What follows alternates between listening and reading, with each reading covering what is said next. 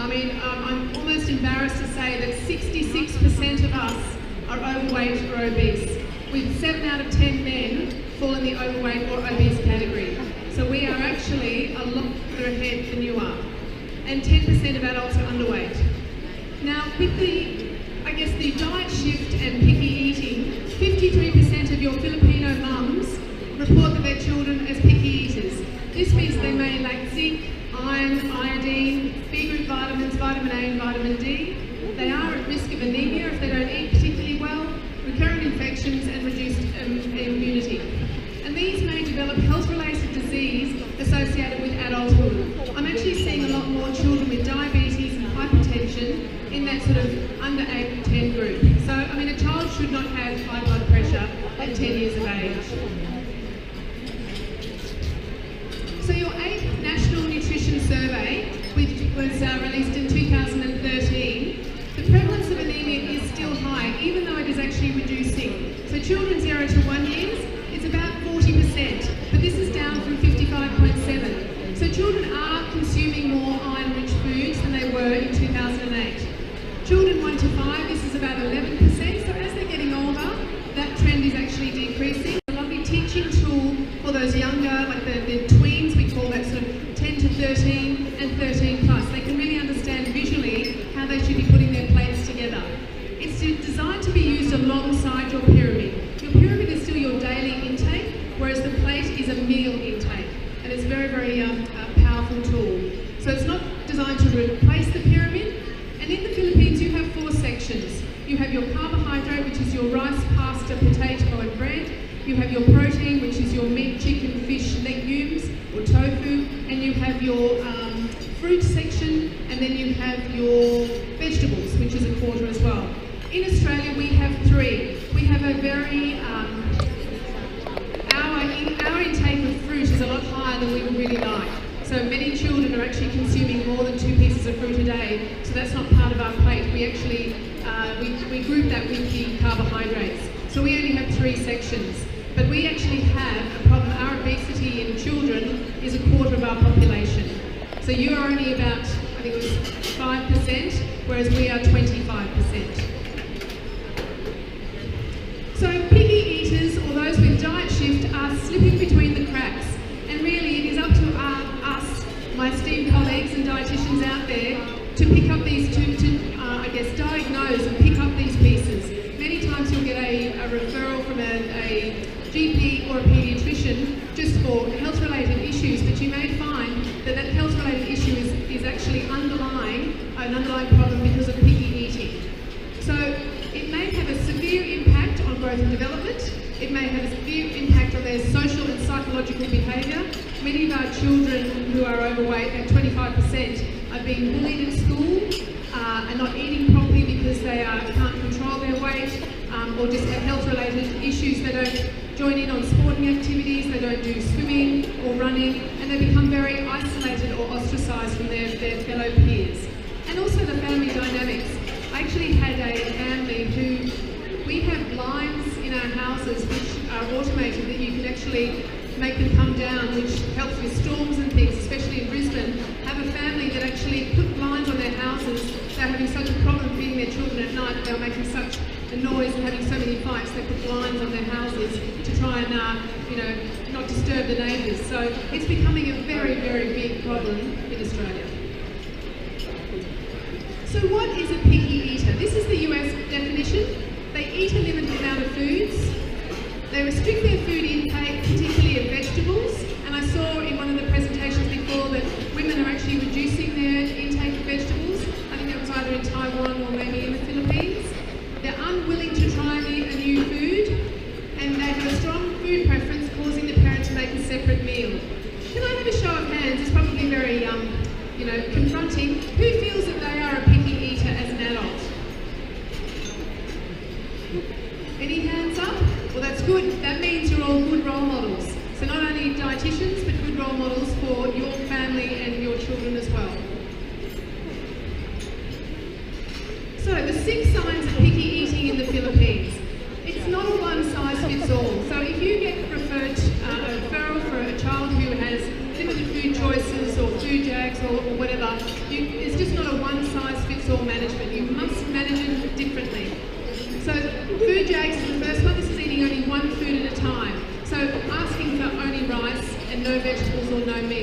both lunch and dinner.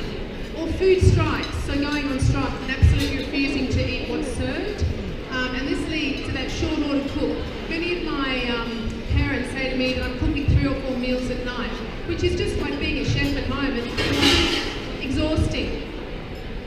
The tip, having a child sit in front of the TV watching a TV engaged in something else other than what they're eating. Not only do they not know what they're eating, they actually stop mid-mouthful because they're watching a television and their appetite turns off. So it's really important not to use outside influences to try and distract. The complainer, that's that high-pitched a child who won't eat and has a tantrum, and many parents fold and just say, look, we'll go and make them something else they're not eating given. The great white diet. This is the rice, the pasta, the white bread, the white crackers. They won't eat anything else except white food. And the fear of new foods. This is the neophobic child who also has those fear of many new experiences. They tend to sort of get themselves so worked up they won't try something, and many times they can actually be physically sick. And I do apologise about talking about being sick while you're eating lunch.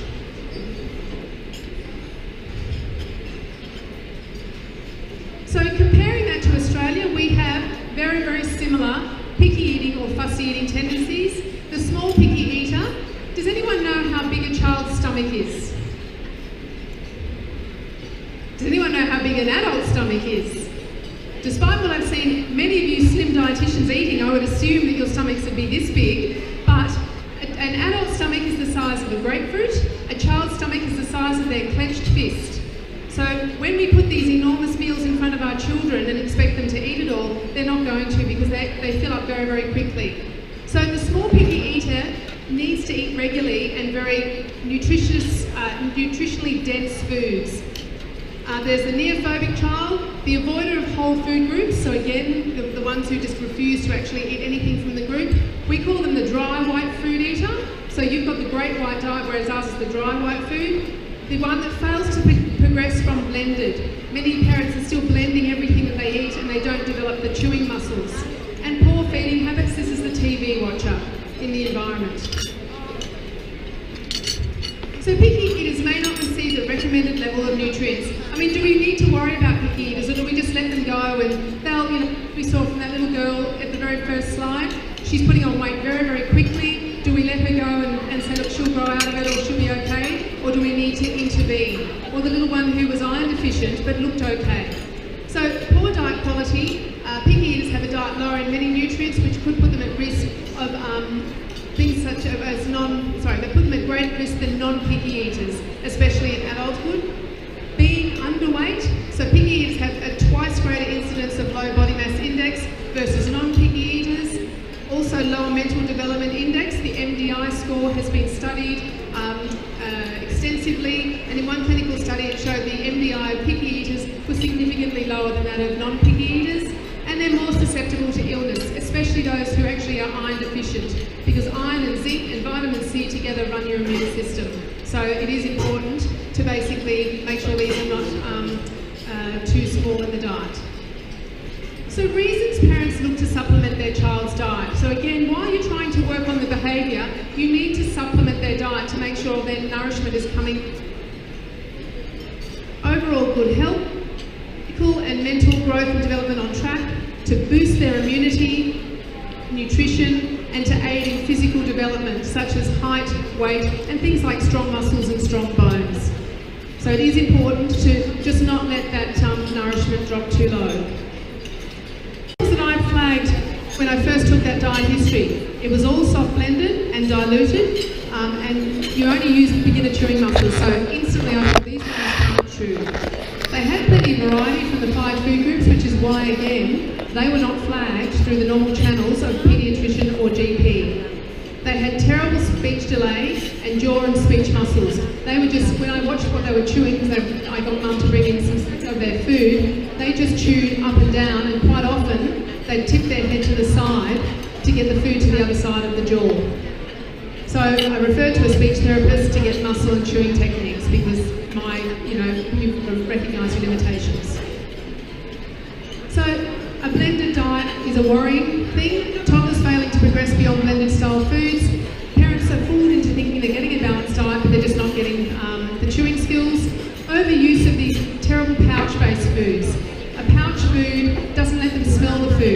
if you're cooking at home, or if your parents are cooking at home, the child can smell those lovely cooking smells from whatever is being cooked, but they're eating pouch food.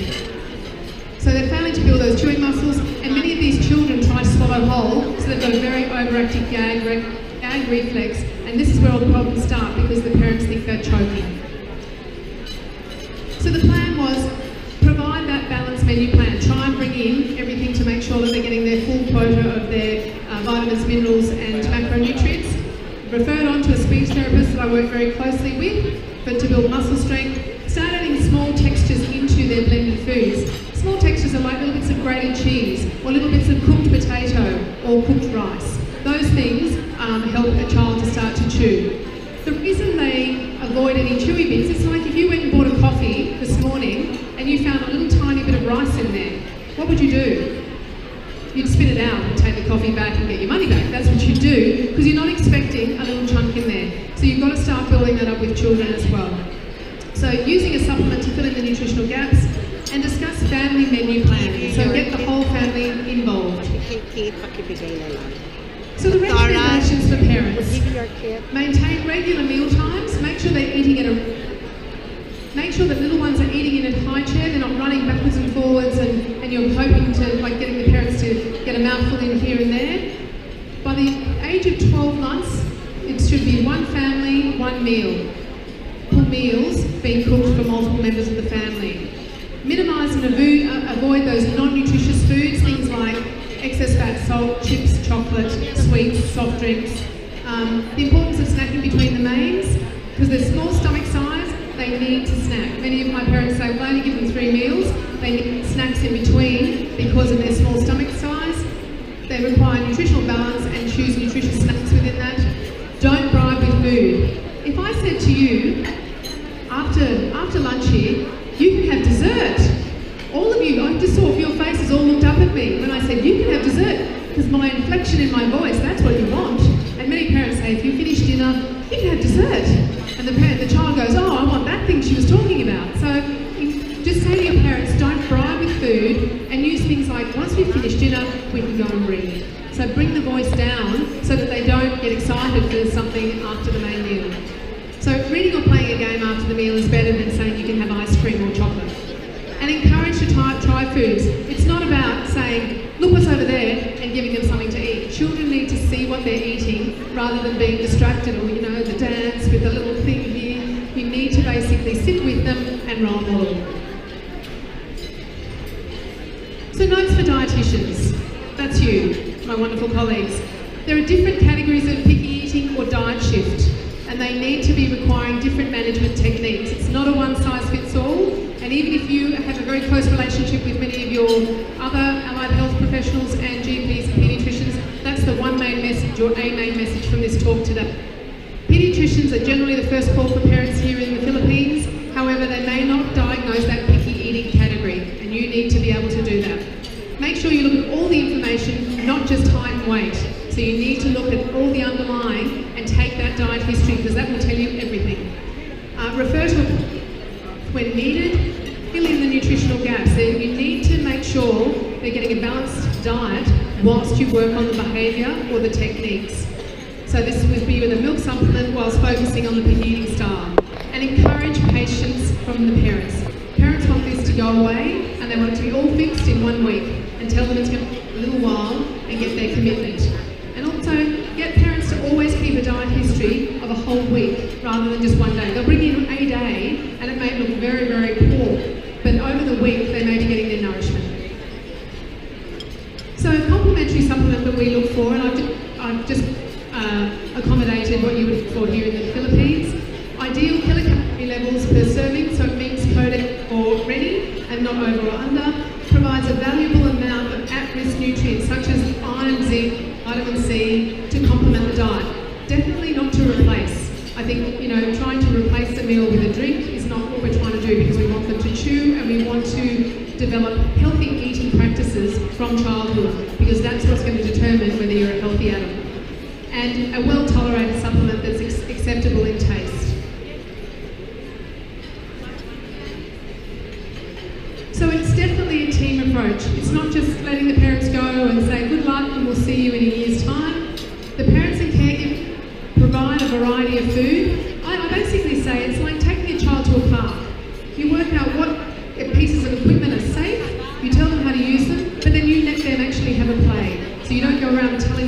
swing and the slippery dipper thing. So that's what we do with food, provide a variety of healthy food and let the child, so the child's role is choose from these healthy foods.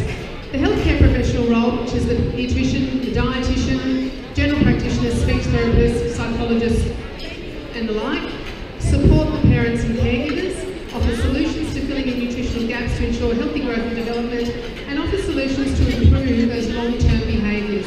Many times I'm having to work very closely with the parents to learn how to parent again. That's the hard thing. So I say this, Mai Salamat Saninyo. Thank you very much.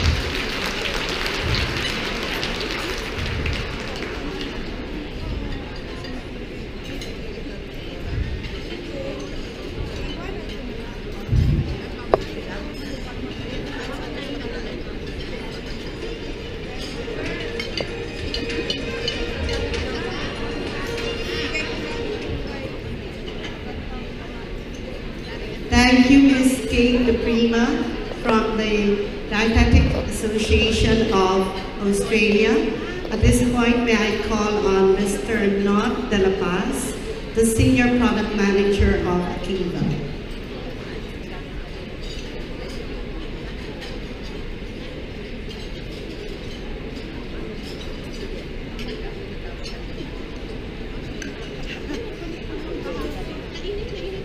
Hi, good afternoon everyone. So on behalf of Wyatt and Akiva, we'd like to thank you for the opportunity for us to present to you and to present Kate's interesting talk to everyone. We hope that you found it very educational and useful in your practice. So with that, I'd like to call back again Ms. Kate De Prima on stage for a token.